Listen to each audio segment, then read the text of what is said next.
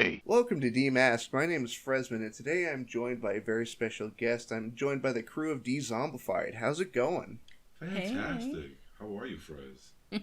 we're going I'm great. doing pretty good. I just got home from work, sat down, booted up my computer, and I've been thinking about this all day. I've been thinking about coming back home and talking to you guys. Nice. That's Aw. so sweet. Thank you. So, I like I had mentioned prior to us starting the recording, I heard about you guys from Gory B Movie, who I interviewed a couple episodes ago. So I assume you you guys are part of the horror sphere. Yeah, horror slash paranormal slash horror narration. So it's all horror. Really? And pardon my accent, by the way. I have a Latino accent, so. Oh, it's all good. I haven't really spoken to a horror narration channel. I actually have had some questions regarding that. Is there do you I know there's a few other sort of major narration channels out there. Do you feel that there's a sort of competition between them? No, not at all, actually. Surprisingly, you would think that, but the horror community is pretty tight. There was in the beginning when we first came, like a feeling of, maybe cliques, sort of. But then Oh, yeah, everybody just, once we all got to know each other, it's like we're one big happy family, honestly. Of course, there are 2 or 3 bad apples everywhere. That's with every group, every genre of everything in the world. But here, I'm not gonna lie, this is the most unified and welcoming and helpful community I have ever been involved with in my life, personally. What about you, baby? Yes, I concur. The support and the love that we have received has been immeasurable. There have been a few bad apples in the bunch, as you stated, but I'd say about 90% Mm. of the community has been amazing. Maybe even 95. I'd go as Mm-hmm. far as to say has been fantastic. Mm-hmm. That's actually very like I'm not personally I'm not a horror YouTuber. I do interview a lot of people from that sphere, but I it's nice to hear that there isn't that much sort of ire between channels in in that community. You know, Hmm. Yeah, it was surprising to us too. It was, but I find that everybody's so helpful. They want you to succeed, so everybody goes out of their way to promote you, to shout you out. It's just amazing. As long as they believe in you and they know that you're serious and you're not just playing games or uploading like once a year or something, if they see that you are seriously committed, they will go all out for you, and that I can attest to that. that's fantastic to hear. There's something that I was thinking about while I was at work because like I mentioned I've been thinking about this thing all this interview all day, but there's a conclusion that I came to where it like I feel like a genuine fear, at least with some narrators or even with YouTubers in general, is covering the same thing that somebody else has already covered. Hmm.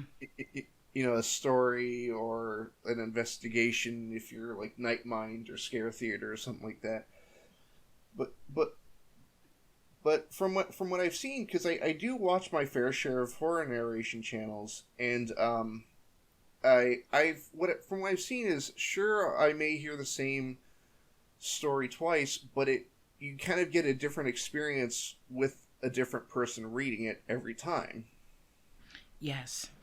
Yes, I find that it's like, this is a weird analogy, but I really find that it's like reading the Bible. 2 people will read the same passage, but come away with something completely different from it. So, so to Yeah. speak, that's how it is. And it also helps with like the differing inflections that somebody might put on a sentence that a different YouTuber might have said differently, or the tone of that they're going for. Yeah, sorry about that if you heard our cat. And a creaking door. We have cats and we have two children, so Oh, don't worry. This is the least professional show on YouTube. You kidding me? not a problem. Okay. Thank you. There's no pressure here. Well, what started the idea of Dezombified? Like, what was the original sort of mission statement? You take that, honey. All right. Well, I mean, that sounds like a two-part question. Let's go with how we started the Zombified. Well, we've always been in believers, even before we met each other. As far as when we were younger, children, you know, we both had experiences with the paranormal, which left an indelible mark on our psyches and our personalities. Going forward, we were attracted to that type of subject matter because of said reasons I mentioned earlier. So when we met and we got to know each other a bit better, we both realized that, you know, we were a like mind, if you may, in regards to these matters. And well, when the YouTube idea came in, was we were thinking what would be good as a channel for ourselves, something that we'd enjoy and we'd be true to as well. So there's not too many things more that, you know, that we enjoy more than the paranormal and supernatural and things of you know, spiritual, otherworldly things, if you will, and horror, unexplained, you know, the unexplained, the mysterious. So it was just a natural fit to get into the horror, paranormal side of YouTube. Now, as far as the mission statement goes, we're about scary stories and good times. We started putting out videos. That's what we started out doing. Many people don't know. We do have actual video content, some viewer submitted stories, as well as 5 original tales, which we ourselves wrote each line for. We added our own sound effects. You know, we changed music according to the scenery and whatnot. So we tried to be as best and as professional as we could. But then we started to live stream. And once that happened, we got to really, because it's different when you get people commenting on a video, that was great, thanks for the upload, you know, good job, keep it up, you know, that's cool.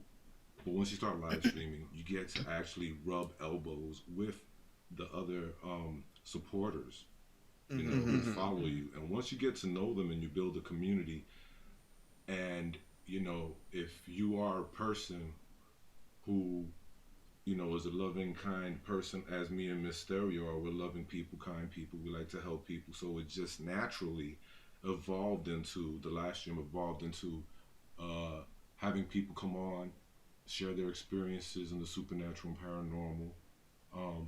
But also along the way, we try to lift people up, encourage people to, you know, go for their goals, reach for their dreams, and to allow no one or nothing get in their way. You know, we encourage creativity and independence. In addition to promotion, we believe in promoting from within, and within the horror community. You know, and of course, if you're in our specific community, then, you know, we're going to know you more, and we will check your stuff out more, and so will the rest of the Z-Horde. They support each other big time. They support us. Yes, that's the Z-Horde is what we have named our supporters, those who are like-minded, such as ourselves, and continue to our base. You know, follow us on Twitter, YouTube, you know, on Everywhere. Facebook, everywhere. Yeah, they do. They're amazing. That's a great name for like the subscriber and follower base. That's fantastic. Yeah, Z Horde is short for Zombie Horde.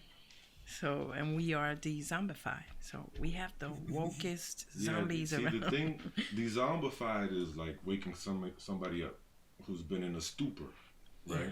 I see what you because mean. there's a lot of folks who probably don't believe, you know, who are skeptical, and they're probably looking for answers. And if we could bring like-minded individuals here to share their experiences in the supernatural, you know, whether it be sleep paralysis, whether it be seeing, you know, probably a dog man encounter, anything. Some people need a place to go and to talk about it and not get judged, not be ridiculed, okay, and not be shunned either. And that's what we do. We don't shun, ridicule, ostracize, make fun of anyone who claims they've seen anything, a fairy. It doesn't really matter what you claim you've seen. We're not going to judge you. That is true. And in addition to that, also, we like to bring paranormal investigators over to interview them, as well as horror narrators, because we love storytelling and we love hearing stories. Even artists, though. Oh, yes. Artists, like we had Henrik Honk on a couple of nights ago. Yesterday, He's amazing. From Sweden, does horror sculptures from clay. Fantastic. Amazing. So we love speaking with folks who are into horror, especially from different aspects of horror, whether it's special effects, whether it's, you know, makeup, computer special effects, anything. We just, if you're into horror, if you make horror comic books, a horror coloring book, I mean, you know, anything. You know, it's a lot of red. Listen, it's like people go and listen to ESPN because they like sports, and that's their thing, and that's their community. Our community, we're like the ESPN of horror and the paranormal. You know, we want everybody who's a fan of both to come and spend some time with us. Absolutely. And once you become a part of our inner circle, our family, hey, we're more than willing to network and help you out and try to, you know, introduce you to the right folks to help you get on your way. Yeah, we love that. Maybe you're looking for a new collaboration with a new person. You never know what you'd find when you come to one of our live streams in the chat. Yeah. What he said. That is fantastic.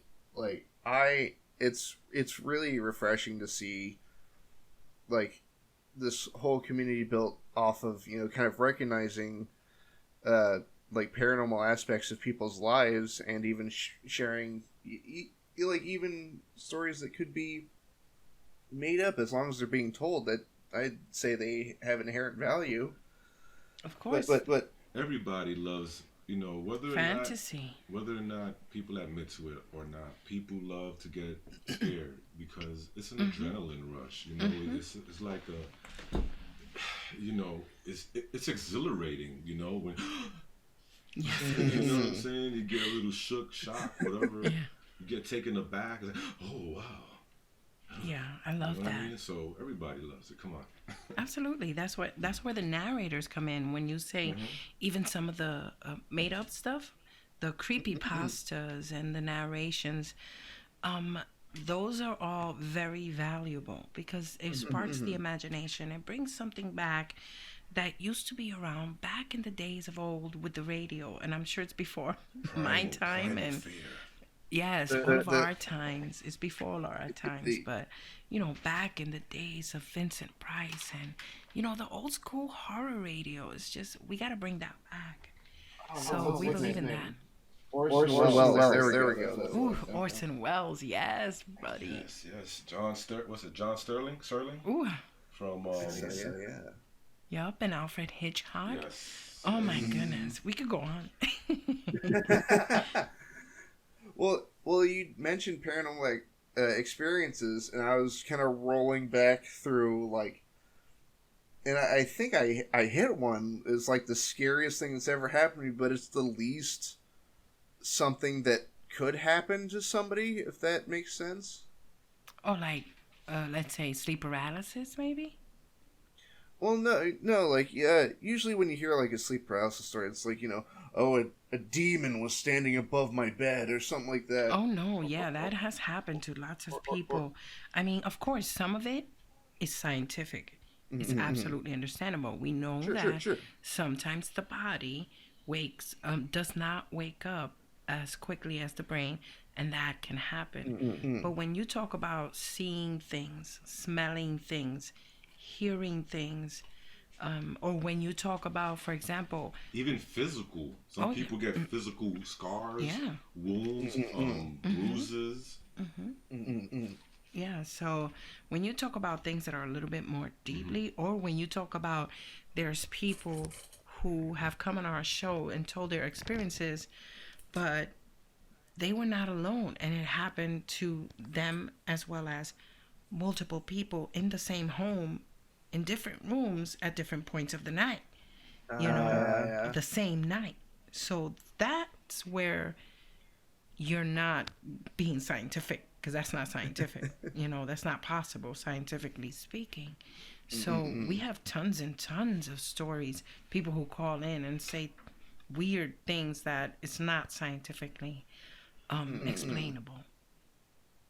Well, it's how do I put it? It's not sleep paralysis, and it's not like oh, I saw the Rake or Slender Man, but I was like what 6, and I was helping somebody move something into their house, and I look over and there's a guy in like a suit and an overcoat standing under a street lamp, and he's like hands in his pockets and he's staring at me, but I can't see his face because he's like shadowed and it's the middle of the night, and that is by far the scariest thing. Like whenever I think of something terrifying, sure I've had things jump out and yell at me and scare me silly, but that's the one thing that is like stuck with me the longest is that visual because I looked at him and he saw me and I looked away and I looked back and he's just gone and there's no way he could have like got away fast enough. Wow, that is That's creepy. insane. That is crazy. That's creepy. And you hear stories like that all the time. Hmm. On our show, people just say, "Oh, I turned around, it wasn't there anymore." And when I mean insane, insane, scary. Yeah. Like So, what oh, moves? thanks. What moves that fast? Yeah, well, Wow. well, well, exactly. well, the thing that like irks me to this day is like you could argue that he walked behind the street lamp or something, but there was a row of hedges covering that entire other side of the sidewalk, and he had like his back to the street post, Hmm. I see, I see. So it's not possible. Yeah, I get what you're saying. Wow. and like I tried to run it by my dad, and he was like, whatever, all right, let's go home. Like, but Parents just don't understand. In the words of the great Will Smith. You know something? If every single person experienced a paranormal or a supernatural occurrence, then how paranormal and supernatural would it be? It's true. mm, It's true. It wouldn't be at all, actually. It would be the norm. mm, But some would argue that that is the norm for them, like That's for why like us. that's why it doesn't happen to everybody. Mm-hmm. Some people go through their whole lives not ever having a single experience to speak of, and mm. others suffer plenty. Yeah, throughout their whole lives, So, we have been a target for better or worse. you know Um, something? I gotta say, mm-hmm. Mysterio's parents, okay, they're pastors. And Mm. where we live, we've been here for a few years. Mm-hmm. And one of our neighbors, who's also been here for a few years, okay, knew that her parents were pastors. For many, many months, a couple of years, she knew. Mm. One night, we hear a bang at the door. Bang, bang, bang, bang, bang. Bang, bang, bang, Mm. bang, bang. I'm like, damn, who the hell's knocking like that? you know? So I went to the door like, what's going on? I opened the door and it was the neighbor. It was a older lady. She was like, and she was in tears. She was like, you know, my granddaughter is speaking in a different language, and she's uh Yeah, she was like saying mhm, obscenities to the mhm, family. Now, you need to understand this happened to this girl overnight, mhm, seemingly overnight, like Yeah. in a matter of days. mhm, This girl started acting in a way that was not her. Her got circles all around her eyes. In a matter of about a week, the girl lost about 10 pounds. Okay. Um, Her hair was falling. She had bald patches.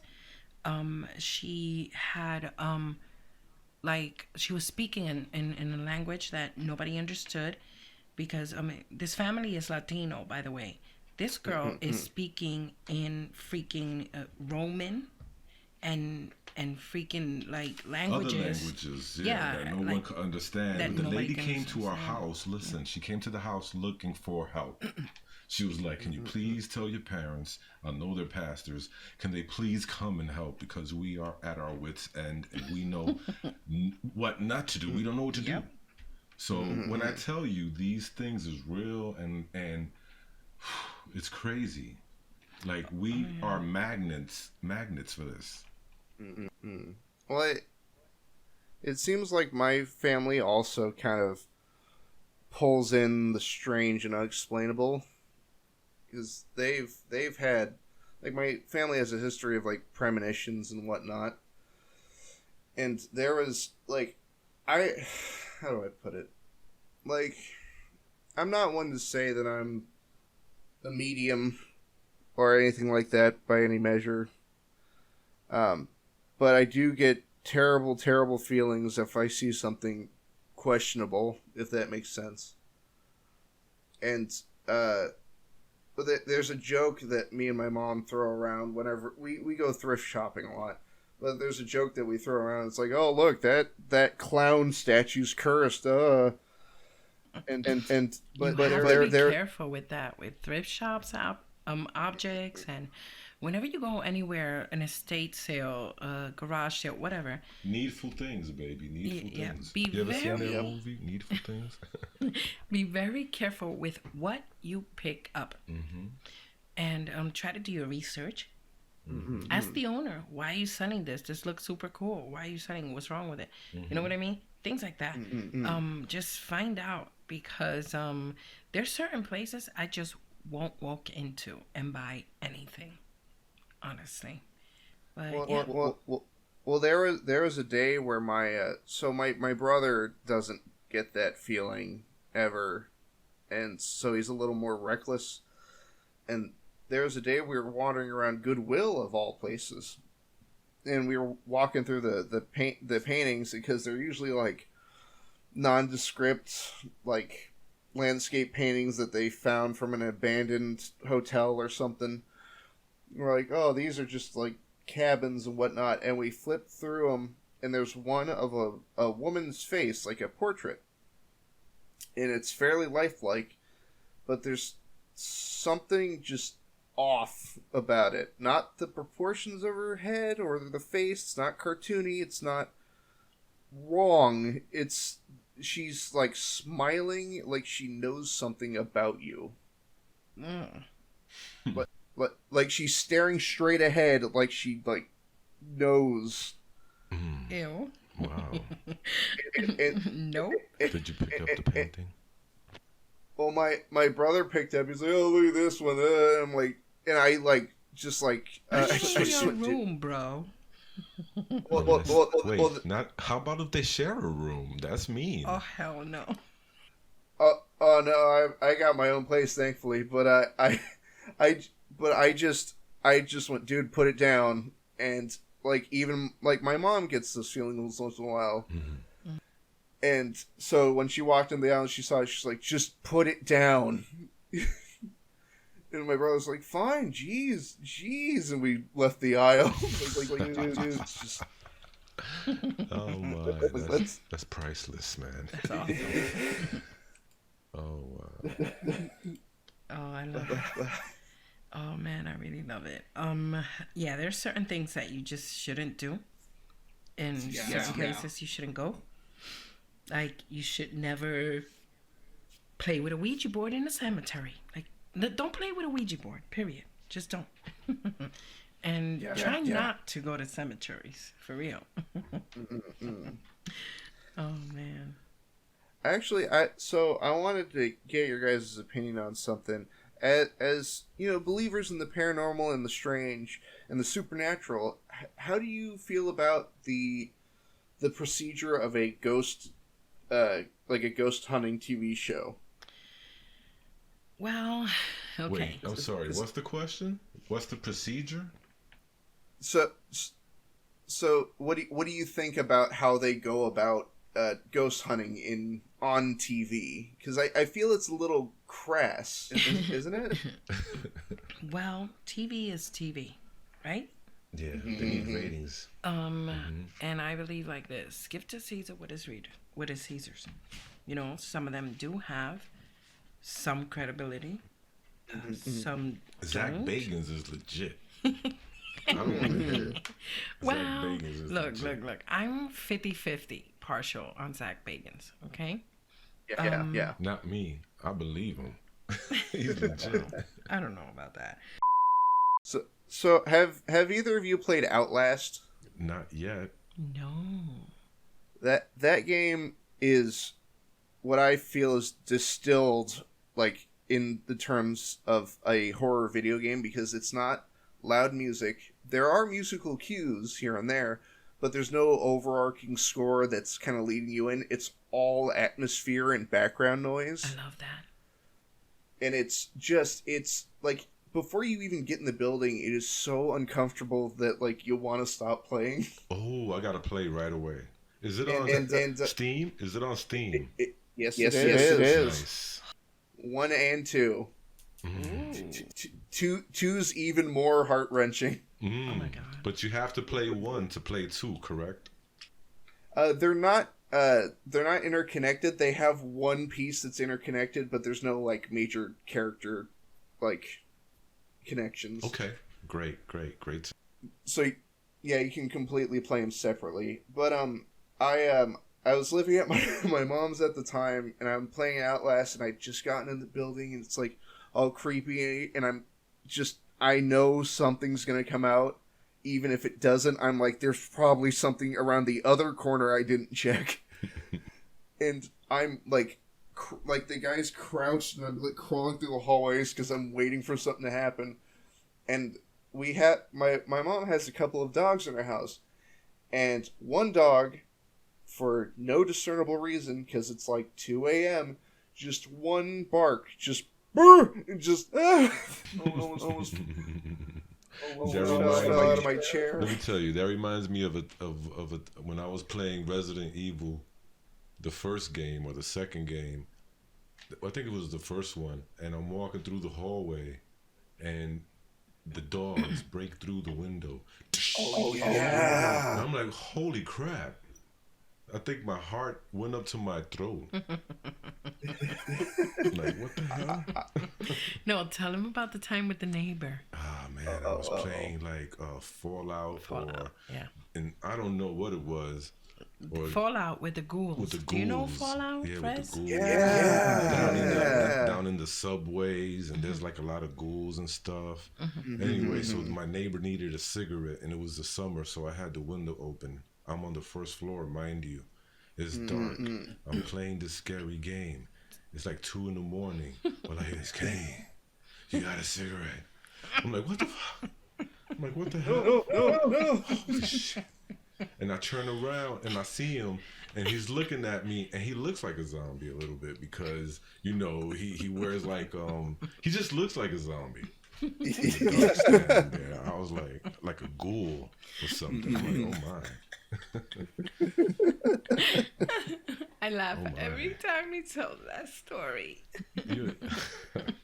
But you know, you said about the Zach Bagans and all the ghost hunters, you said you feel it's kind of crass. Mysterio, what were you going to say about that? Oh, I was going to say that I guess my favorite was Ghost Hunters, you know, with taps and all of that. After a little while, the show went in a direction that I was not liking, but they are back now. So it's going to be interesting to see what all happens, because I know that the fellas, whom I follow on Facebook very closely, they said that they also were not happy with the way that the show was going. Yeah. So they wanted to bring it back to the basics. And after a few years of negotiating and talking and rejections, whatever, finally the show is back. So I have not caught up with it, but I like to binge. You know, I like to wait till they pile up so I can just binge for a few days. So let's see what they did here. I hope they brought it back to the old school. So I'm thinking that Frez doesn't really care too much, perhaps, for the paranormal investigators. Now, allow me to defend myself here. It's not that I don't care about the paranormal investigators. There's a part of the investigation that I'm not a fan of. Like the cameras I'm fine with, the EMP readings and all that, but it's the standing in a room with a microphone and screaming at the ghosts. I can understand asking a question, but a lot of times when I watch a ghost hunting show, the minute there's an answer or any sort of activity through the device that they're holding, they start yelling over the device. Because they'll look at the camera guy like, "Oh my god, you hear that?" And I'm like, dude, give it a minute. They might have something else to say. Well, this is why, for the most part, I like sticking with my fellow YouTubers in that genre. I like to watch people like Panic D Paranormal History. Panic D Paranormal History.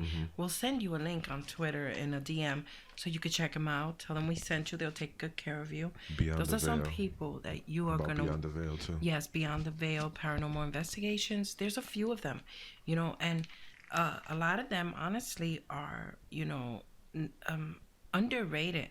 They should really have not just more subscribers, but a lot more notoriety, because they're so professional and very detailed. Like Panic D has a database of just all the places they have visited, all the places they have done research on in their website. I mean, it is extensive, the amount of work they have put into this.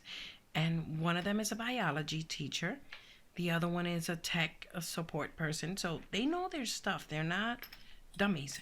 You know, these are smart, intelligent people. And so, yeah, we'll give you a list later on after the show. Fantastic. I was going to say I was about to write down that one name, but if you're going to supply me with a list, then I'll set my notepad right back down. They're wonderful people. Very smart. Well, let's see here. You said you wanted to contain to a half an hour. Let's do that right here. I think we'll wrap it up real quick. Okay. But hey, thank you both very much. You know what? I tell you what, we could spare another 10 minutes, I think. Yeah, like 10 minutes. Yeah. Sure? Yeah, let's do it. Wait. Why not? Yeah. Unless you gotta go, then that's different. Oh no, I got tomorrow off. I'm doing nothing tonight. I usually, that's why I try to finagle like the times with whoever gets back to me about these interviews, because usually I have the day off or I'm just doing nothing that day. Awesome.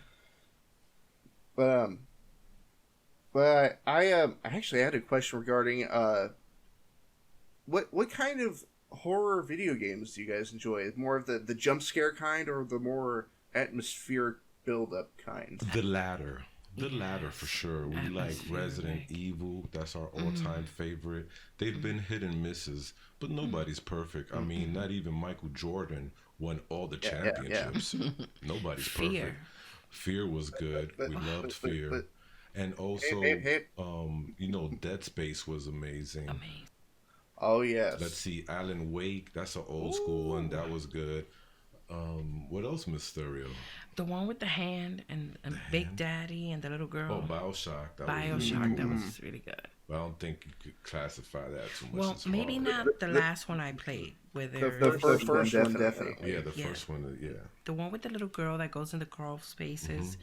And Big Daddy, that one. Yeah, that's the first one. I like that one. I remember when that game came out, I wasn't allowed to play it because it came out like 2008. So I was still fairly young. I'm 23 now, so. But so I had to watch my uncle play it, and there's have you seen the like the plastic surgeon in that first game? Mm-hmm. Yes. And where he's operating on somebody and he sees you and he's like, "There's an interloper and he's ugly." Just like, oh no. That was great. What I love about the BioShock games is even with how different each entry is, they're somehow still interconnected. Mm-hmm. I just wish it stayed with its more spooky roots. Mm-hmm. Yes. Silent Hill. Wait, we cannot forget Silent Hill. Oh yeah. That Let's was not creepy. forget that. I didn't like it. It was too jump scary for me. I couldn't. What the hell were those things doing to the nurses? I still to this day don't understand. Were they doing it or were they not doing it or what? What the hell? I did not get it, and it was really creepy and cringy. What Silent Hill 2? The one with the nurses or the things that look like nurses. It was just creepy. And those beings that I were... think you're talking about the movie. No. The nurses were also... In the game. In the game, but there was this thing that was doing something to one of the nurses, and you can't tell what it is they're doing. Are they torturing them, beating them, or...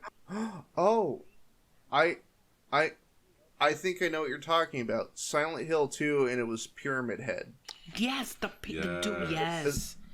So here's the thing. That's not a nurse. That's a mannequin made only out of legs. Oh, that's so creepy, cringy. Was he wearing a nurse's uniform or something? Yeah, he had like clothes like slapped onto it. Oh God, it's creepy. Yeah. Weird. But Yeah. well, if I remember, the original idea for Silent Hill is a lot of the monsters are kind of reflections of either the sins or the kind of repressed desires of the main character. Oh, yeah. And so the nurses are dressed kind of scandalous because they're kind of this repressed desire for women that James has. Mm. I see. So strange and disturbing. I want to know if Frez could send us names to our Twitter of any, scary horror games like the ones he mentioned, the parts 1 and 2. Mm-hmm. If he knows any others, if he could just send them our way. You know, That'd be great. I know what I'm doing for the rest of the night. Wow, it's that many games? Jeez. How many games? We can only play a few.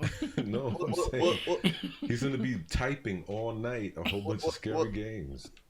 Well, the problem is, well, not the problem. You're talking to the right guy because I am a sponge for information when it comes to like video games, and for some reason I catalog all of it. So not like write it down; it's just in my head. So I'm like, oh yeah, scary games, and then just a Rolodex starts spinning up. Nice. Okay, cool, Fantastic. baby. I love We it, love man. it. I love it. Let me tell you, I don't know if, you're 23, you probably don't have kids yet. But I'm going to tell you now, Lucky. Once you have a wife and you have kids, your video game playing time will be cut down significantly. Oh no, I'm married. It is cut down. It's not that. You know what it is? I play with him, so he can't say, "Wait, that came out wrong." Wait, Whoa, when I Took me a minute there. You're going to have to, No, wait. erase that. wait. That's a family show. Wait. Oh, it's. But no, seriously, he has he's lucky because I like to game. I'm a little bit of a gamer, so we could both play the same game together. It's not an issue. Mm-hmm. Sometimes, anyway. Yeah. We love co-op games with a lot of maps. Yeah, and GTA and all those things. Mass Effect. Oh, yes. Role-playing games. We like all that. Awesome. But my wife and I played GTA 5 online together, and she was like, well, we should do is like deathmatch against each other.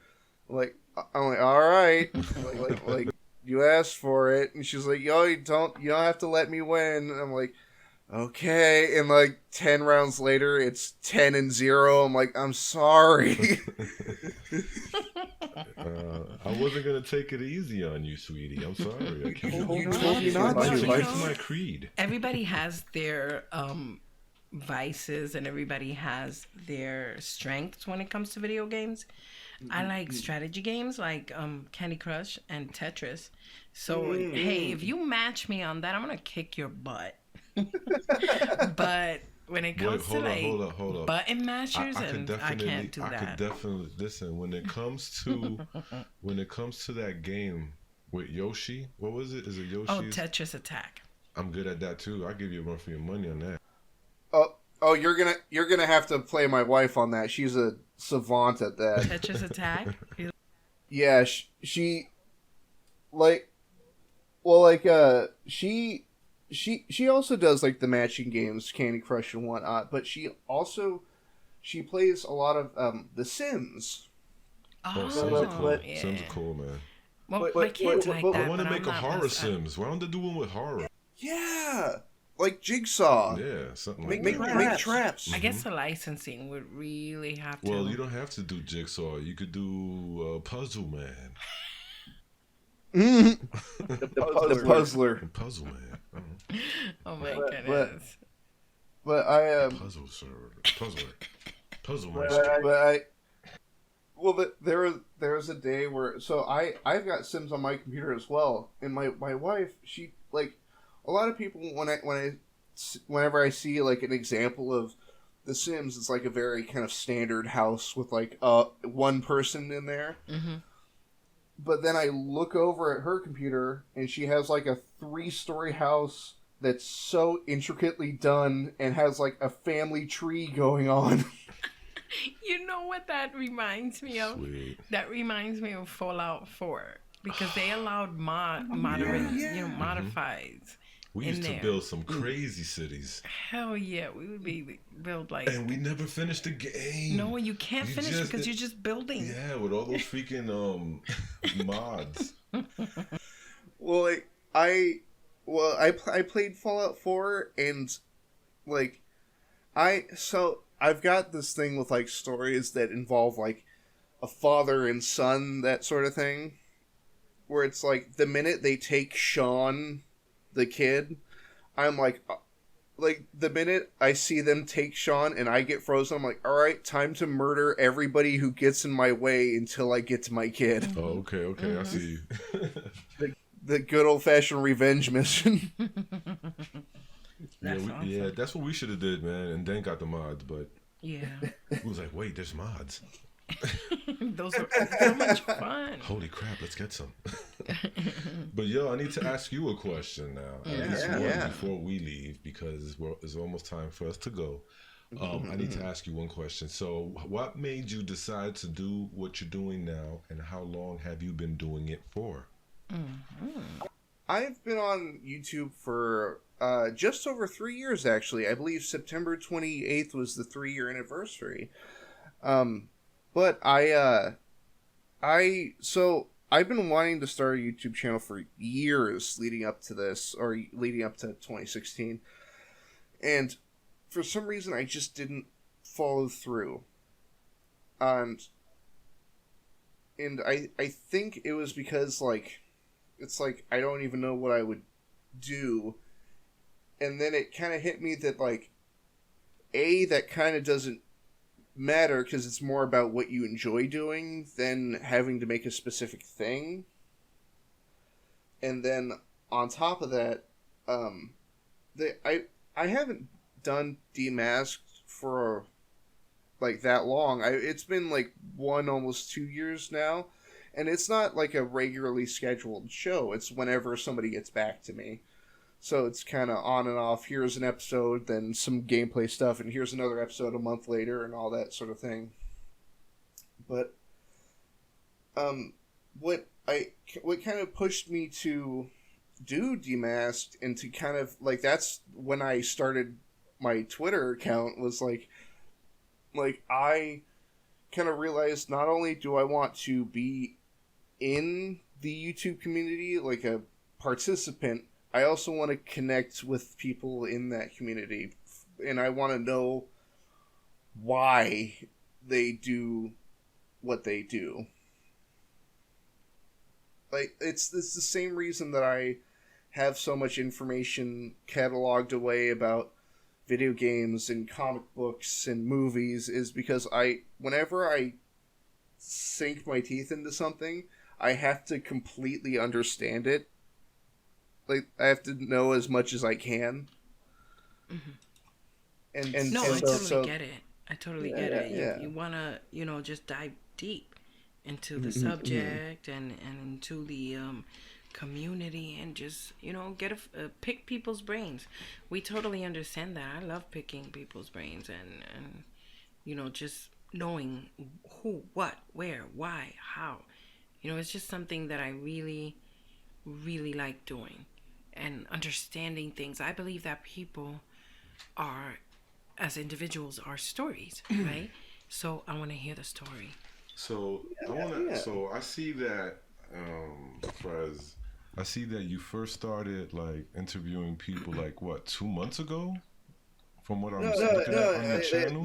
So what made you decide to get into interviewing folks? I thought, well, I started interviewing people like a year plus ago, but like I said, the episodes have been so sparse and so far in between. Gotcha. But like, it's like you meet so many interesting people on like social media platforms and whatnot, and I wish I understood more about them.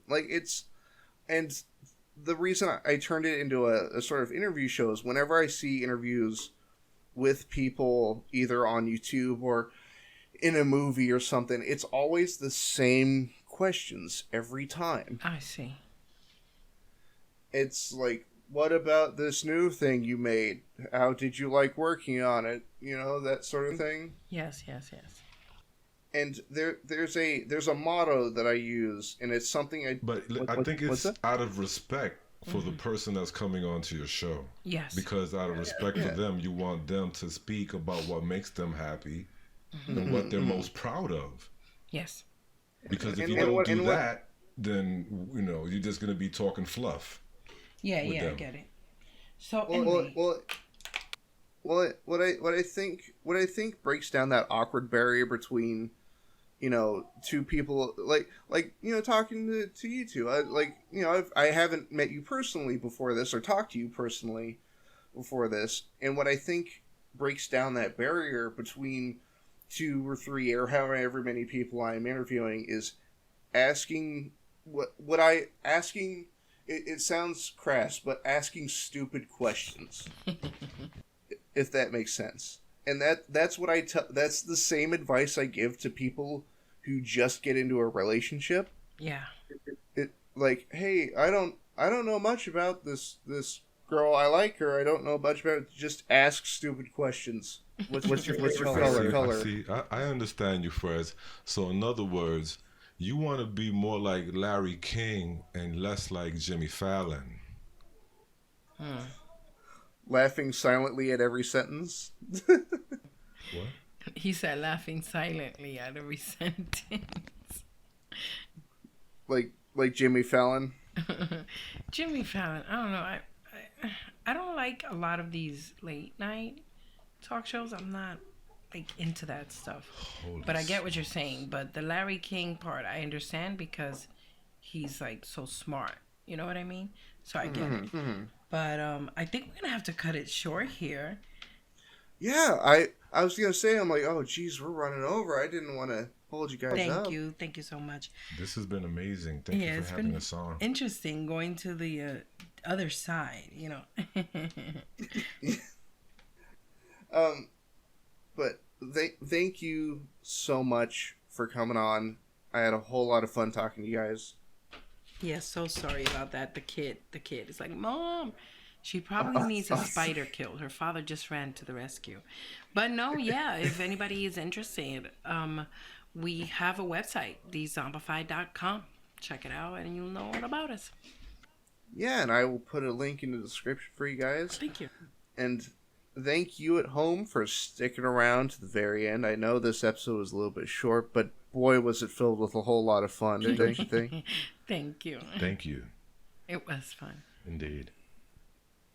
And with that, this has been Demasked, and once more, I've been joined by Dezombified, and my name is Frezzman, and I hope all of you have a very good night.